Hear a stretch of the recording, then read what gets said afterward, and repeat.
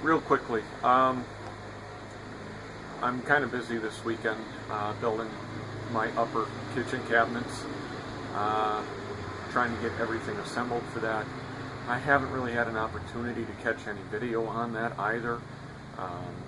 It's been a crazy neighborhood this weekend, between the one neighbor's loud music and other neighbors around me cutting grass, as I'm sure you can hear now, and off and on rain.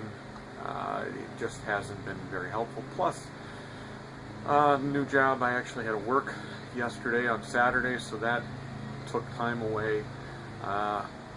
Hopefully I'll get back into the swing of things here in the next week or so, get you some video of me actually building the cabinets and show you how I build cabinets. But one of the things I need to do is put shelf pins in these upper cabinets. And you can go out and spend 20, 30, 40 on up to get a shelf pin jig, which is great. Don't get me wrong, those jigs are awesome. Quite honestly, I would love to have one.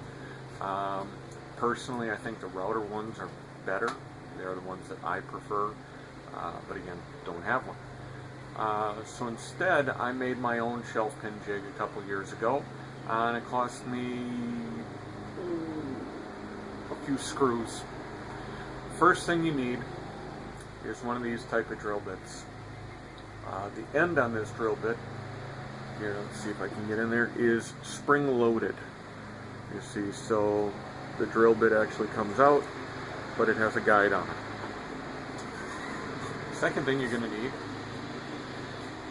is some pegboard and a strip of wood. All I did, guys, was I took a pegboard.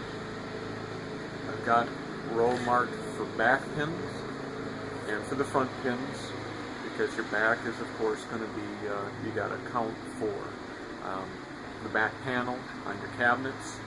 The front, you don't have to worry about that as much. You want to make sure your pins are close to the front, because you're going to have, in my case, face frames.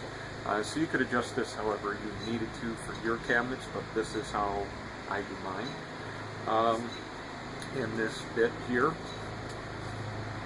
fits nice and snug right in there. Not a whole lot of slop as long as I go straight up and down. One thing I might try doing actually that I haven't done in the past, and it seems like it could be a really good and wise idea, is to actually go ahead and mount this in my drill press and run that down, because then I know I've got nice straight holes.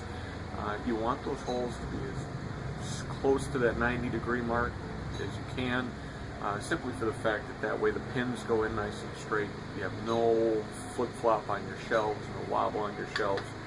But this plate piece here just simply gets clamped to your material,